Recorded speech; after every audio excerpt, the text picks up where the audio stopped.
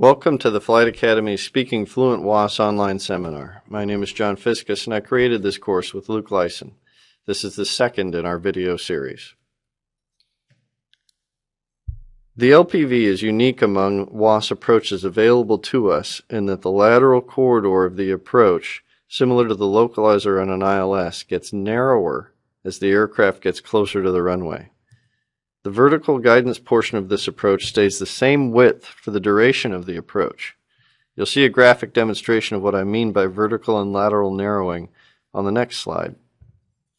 Before we get there, though, take note of where they have the minimums listed for an LPV. As you can see, this is a decision altitude, which requires a missed approach upon reaching the altitude listed instead of a level off like you would do were you flying a non-WAAS approach. Also note that this is what it looks like on an NOS chart. The last slide in our previous video showed you what the minimums look like on a Jeppesen chart. Here you can see what I meant when I said the vertical corridor does not narrow as the aircraft approaches the runway, but the lateral corridor does. The bold portions on either side of the dashed line represent full-scale deflections of the glide path and the lateral path. This lack of vertical corridor narrowing is different from an ILS, which does narrow as the airplane gets closer to the ground. And this is part of the reason why an LPV's minima will be not quite so low as those of an ILS to the same runway. Just like an ILS, though, the lateral precision does narrow as you get closer to the runway.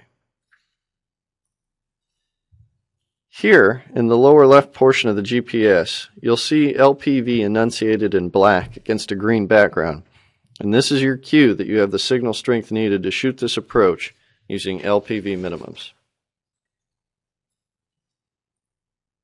In the LNAV/VNAV approach, the vertical corridor is just like an LPV in that it does not narrow.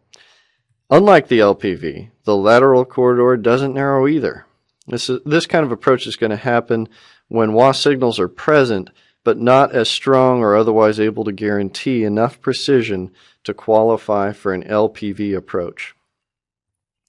It's important to note that just like an LPV approach, following the glide path down will guarantee clearance at or above all the intermediate fixed crossing altitudes. Note on this NOS chart where LNAV/VNAV minimums are listed, and also that they are decision altitude. It is slightly higher than those of an LPV. The Garmin is going to enunciate L/VNAV if you're supposed to use these minimums. Here's a visualization of the LNAV/VNAV, and you can note that the scales do not narrow, which is dissimilar to an LPV approach.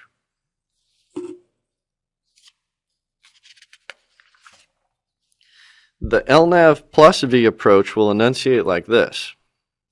This is no different from a non-WAAS approach as far as minimums go, but there will be a glide path so you can avoid the chop and drop style of descent.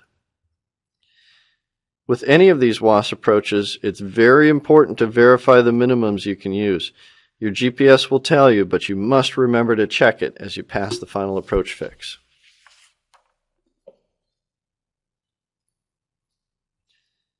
In the GLS system, local reference receivers are located around an airport at very precisely surveyed locations. The signal received from the GPS constellation is compared to the surveyed locations and sent to a central point in the airport. This data is used to formulate a correction message, which is transmitted to users via a VHF frequency. As a result, any runway at this airport, and possibly even runways at nearby airports, can be considered to have an ILS level of precision approach available to them. This system has also been called LOAS, or Local Area Augmentation System. While we're not able to use this kind of landing system yet, it will be showing up more and more, so it's good to know about.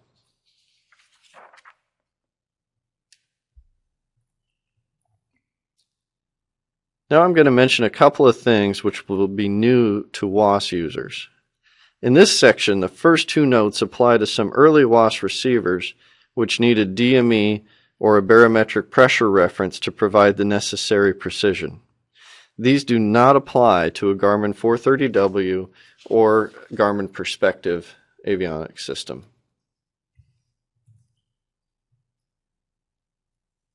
On this chart, you'll notice frequencies which are used by early WAAS receivers to provide the needed precision. If you're using a Garmin 430W or Perspective, you will not need to do anything with these numbers.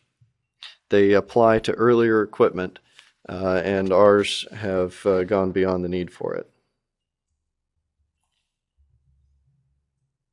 On the upper left of an NOS plate, seen here, you may find a new symbol. The white W on a black background is applicable to WAAS users and alerts them to the fact that WAAS might not be available and will not always be notamed as out of service.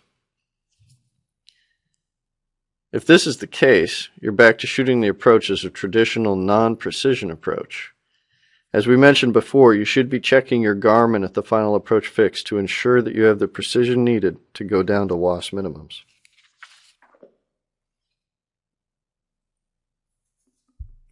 For reasons that are probably becoming obvious, it's important that pilots not just take their minimum altitude for an approach from the briefing strip. As you can see here, Jeppesen lists the LPV minimums, but also points out that these minima are conditional. You should always review the different minimums for the GPS approach and reference the Garmin to see which you can use. We suggest that you brief the approach initially as if you're going to fly the LNAV approach, and verify the precision when you get to the final approach fix. Adjust your minimums at that point if you're able.